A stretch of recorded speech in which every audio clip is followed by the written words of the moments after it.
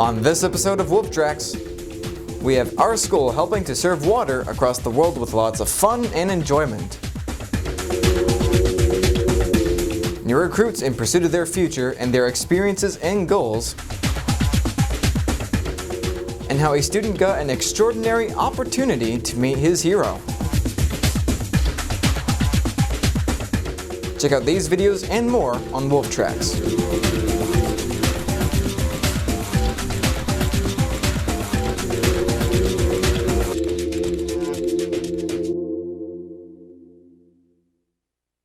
Why hello there audience, I'm Matt Estron, and welcome to another episode of Wolf Tracks.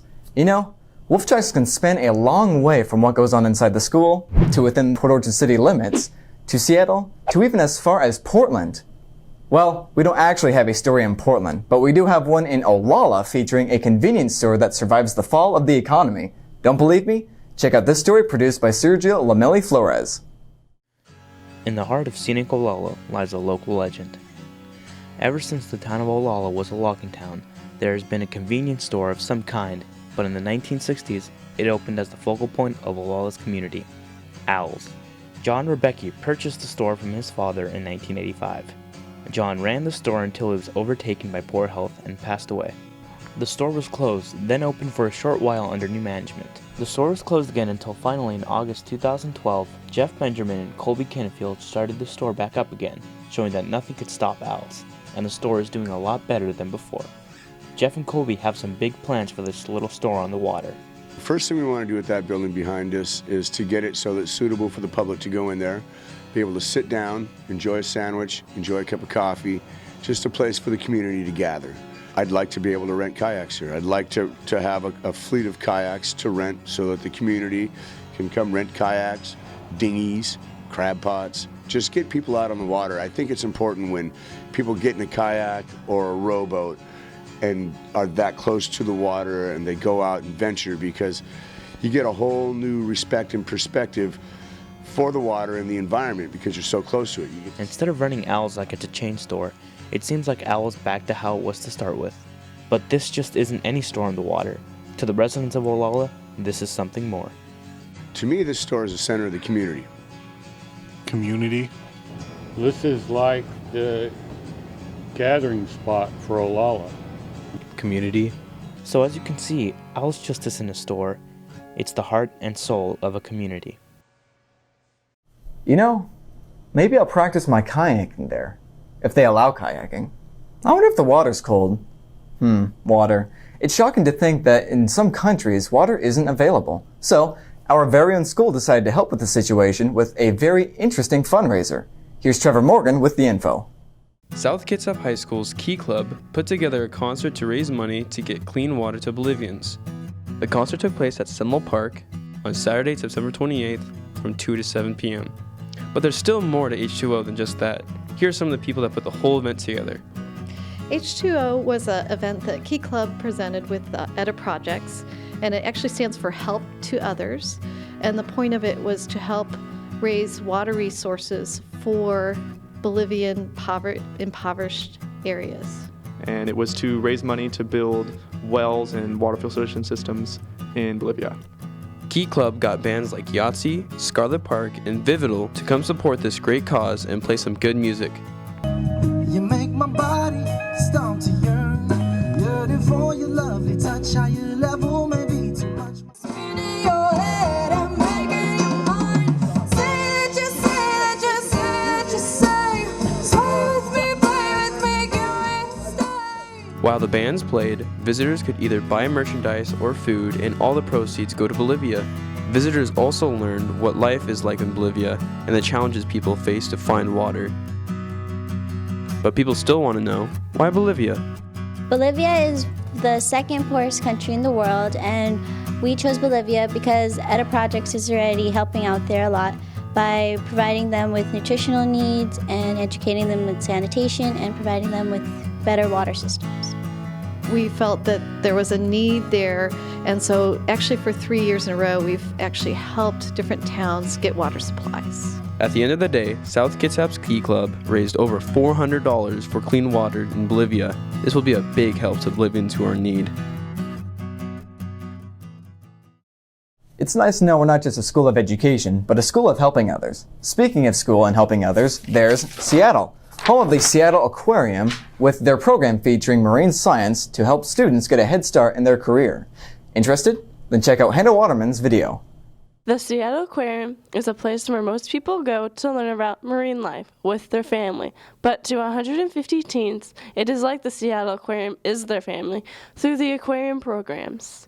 Yeah, so we have two programs for teen volunteers. The first is our interpretation program, and for that one we train youth volunteers on a variety of subjects, including marine biology, marine science, conservation, etc. And then they take that information down on the aquarium floor and they educate the public about our collection here at the aquarium, teach them about the fish, and also how to save our marine environment because it's in trouble. And then the second program is our youth campaign, and the youth campaign is designed to inspire people outside of the aquarium through things like social media. We have a Facebook page and blog, and through public events to inspire conservation of the marine environment, so to get people to conserve at home.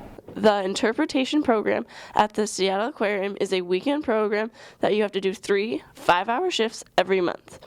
So how do they fill a day that is all about interpretation?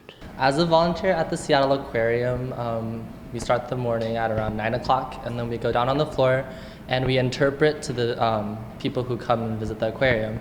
So the term interpret is that we kind of teach them about what they're looking at. So like we have an area where it's like touch tanks, so then we can teach them about the anemones and the sea stars and what they eat and what their role in the environment is. And sometimes we also try to put in a little bit of conservation to help, educate them on stuff like that. Knowing what the teens do now, how does the Seattle Aquarium impact their life? Well, it helped me get a bit better at interacting with the general public, and generally helped me keep on track. So would the teens tell their friends to join the programs? Yes, I would. I really like the Seattle Aquarium program.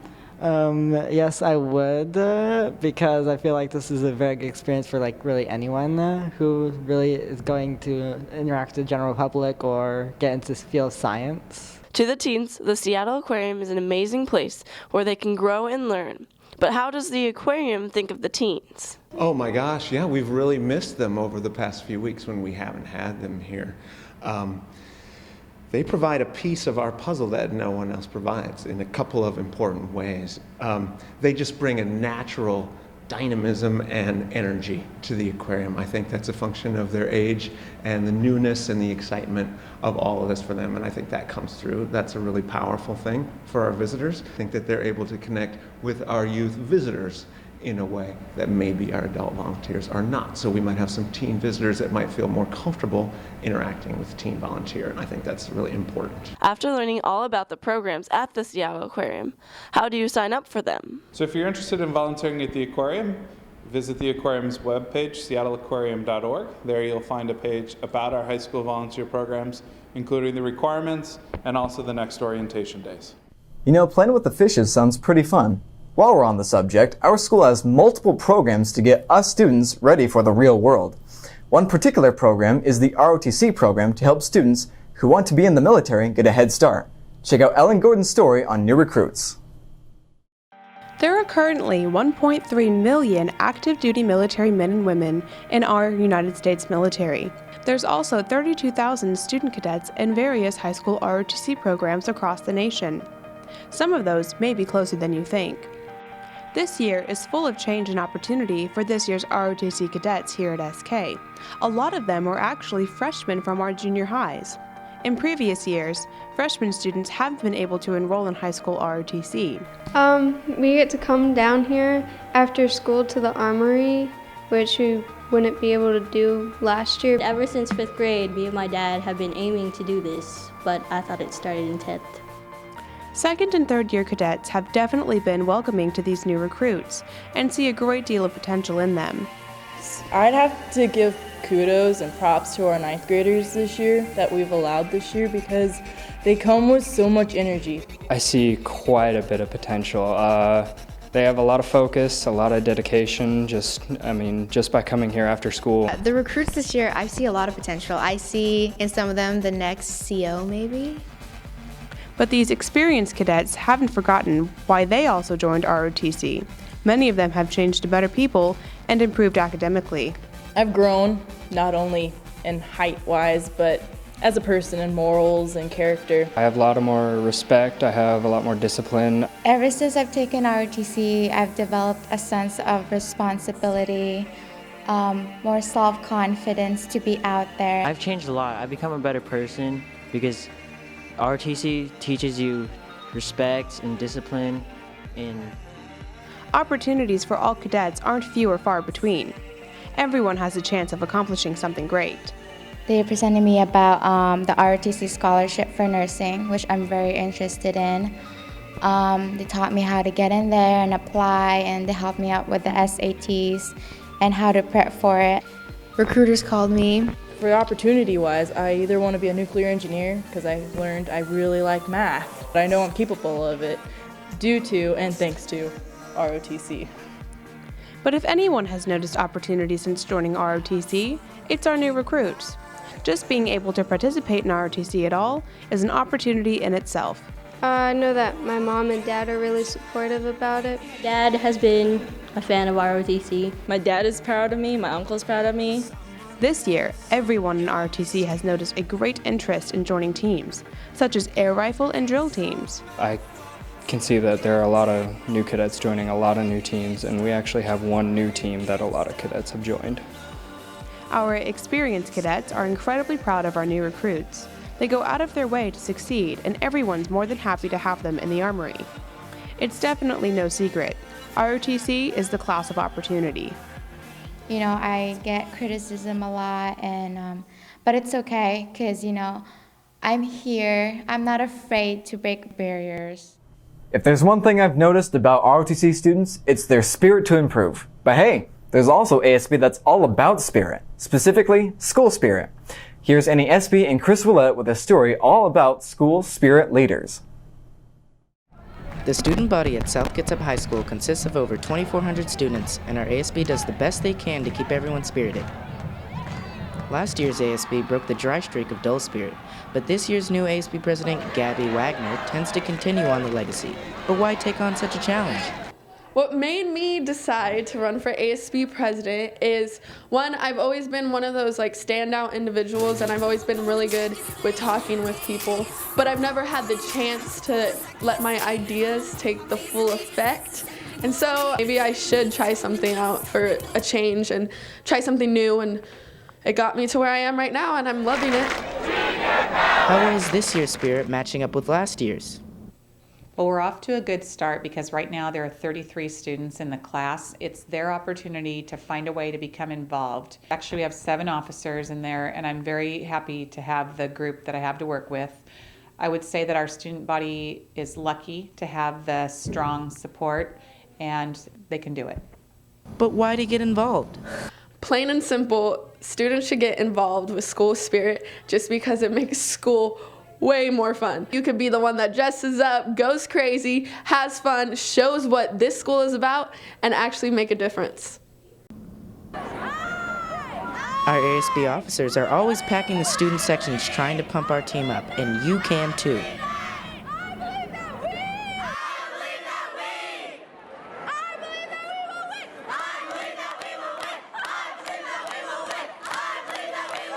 Confused where to get spiritual guidance? Go to assemblies. Maybe even sporting events. Or just those students in maroon, gold, and white. Don't forget, we are SK.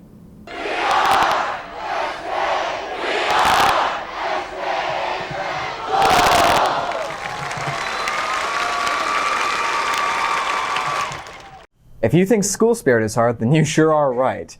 Running a business is also pretty hard as well, like running the Deca student store. Don't believe me? Then check out Matthew Lyman's story on Deca. Deca is an interesting club that takes on various projects and other activities. For example, they create awesome projects, they run the student store, and they run the credit union in the high school. Luckily, Deca is under new management. Mr. Tetri is now the teacher for marketing and the leader of Deca. I moved to Deca as a challenge and something new, and always feel like you need to take on some new things and challenge yourself. You know, we're trying to run a fun store and get some new products. We can really work hard at surprising people and competing with these other schools around here, and maybe get some people to compete at the national level. That's what we're trying to do, and I think I got good enough kids to do it. Student store is the main Deca duty, and it is very interesting to the people in and outside of the experience. Running the student store is just like a business. There are 3 teams of 5, and each day a new team takes over for 2 lunches at a time. The first group goes through the opening steps, such as get the ice and start cooking the cookies. Then the team selects their positions for the day, 2 people on the tills and 2 people as runners, and a smoothie maker. In Deca, I help people with their personal orders. I wash the dishes and I make smoothies. Excellent smoothies. Then when that bell rings, the crowd rushes in, and the till workers take the order and take the money, and the runners get the food. The store does get pretty crowded at times. Then after each team is done with their day, they balance the tills and close up, and sign their name for a job well done. And then the next team takes over. I enjoy helping other people fulfill their needs when they order. I enjoy working with a group. I enjoy the overall attitude of Deca. And there's a lot of things challenging, from the breakers going out to the smoothies flying everywhere. There's a lot of things that can go wrong. Deca takes on monstrous projects that take months to complete. There are all kinds of projects such as business and marketing, charity, or explaining what Deca does. The best thing about Deca is the competitions and the traveling with students and the leadership. The conferences are the best conferences in the world. A student starts by picking a project, then executing all of the stuff they need to do. Then they make a booklet of their experience and their project. After the project is complete, they present it to businessmen. I'm running it with a few friends, an app program that we're going to take to some competitions. I'll get to call the owners of certain restaurants or places or fast food and see if they will let us endorse them and them give us the coupons on the app for our users to use. All in all, Deca contributes a great deal to SKHS and is involved in a variety of projects and activities. What's better than owning your own store inside your own high school? None that I can think of. But if you're looking for a paying job, it isn't as easy as walking to your local store and asking if they're hiring. So what do you do to get hired? Check out this video I made for some more information.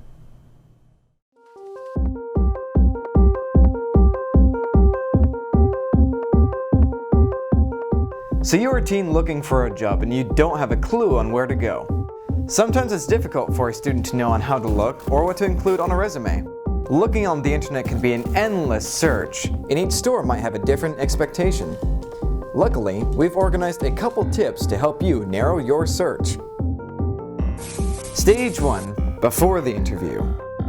The most important part in the job search all happens before the interview. First, where do you want to work? Maybe a grocery store like Albertsons or Fred Meyer.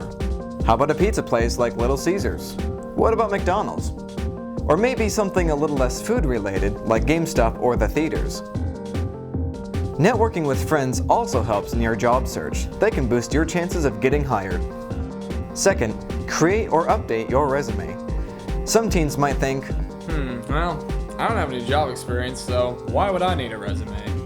Actually, a resume shows effort into getting a job. Things to include on a resume are education, which includes your school's name, contact, address, and graduation date, achievements, skills, and especially references. Got a skill? Add it in there. Won the award for best essay in school? Add it in there.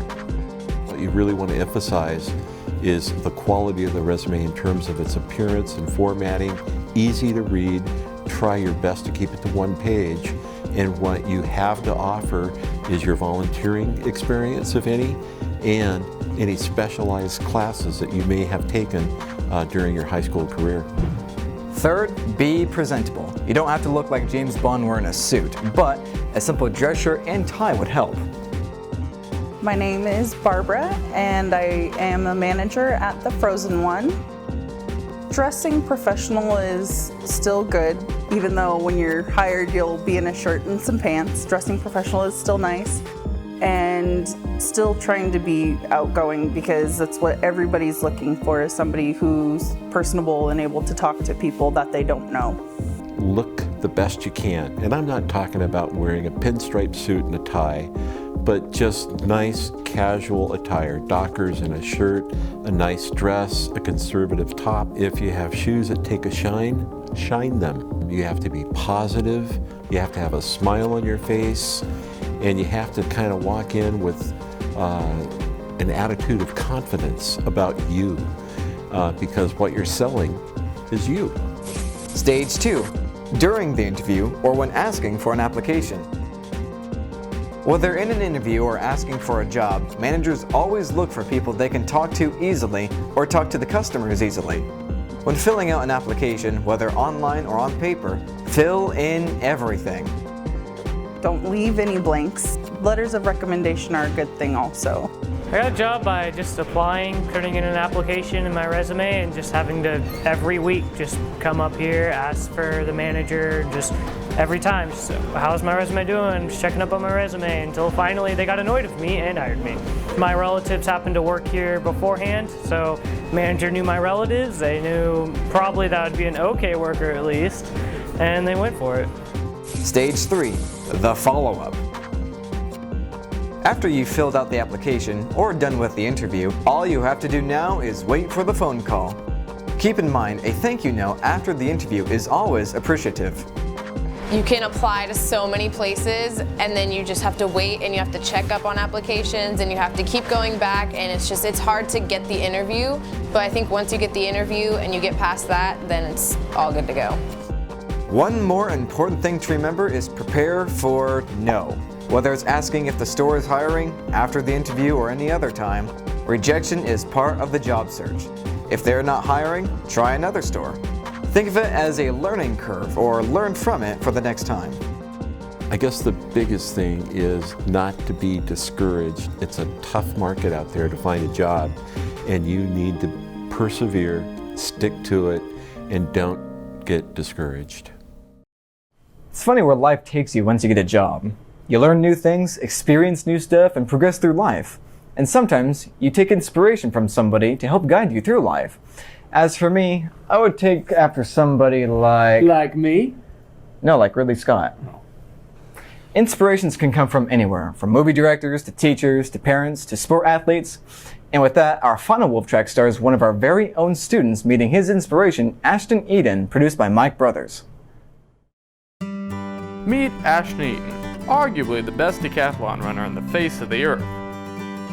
Now meet Matt Key, a track athlete, Special Olympian, and one of the many talented students a part of the CTP, or Community Transition Program, located right across the street from the high school.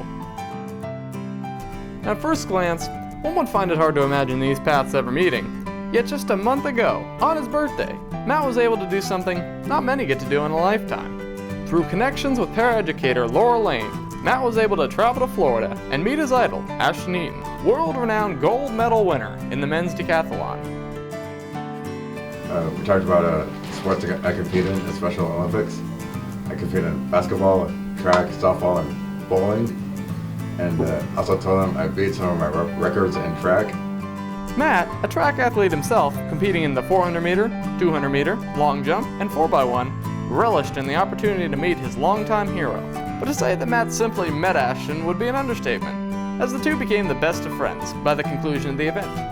So on behalf of all of us, happy late birthday, Matt, and next time, make sure to, take me with you or get an autograph, or heck, even bring Ashton to Washington, and maybe we could all get together and have some brunch or something, So, anyways, congrats, Matt, and happy birthday, buddy.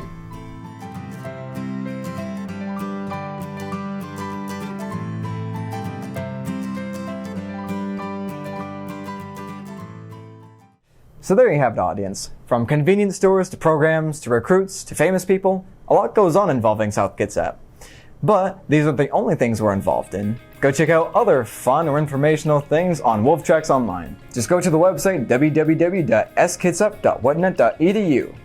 Once there, click on the link above the TV and you can start watching to your heart's content. Also keep a close eye on Wolf Tracks because soon we'll be showcasing our videos on YouTube. And with that, I've been Matt Estron, and thanks for watching.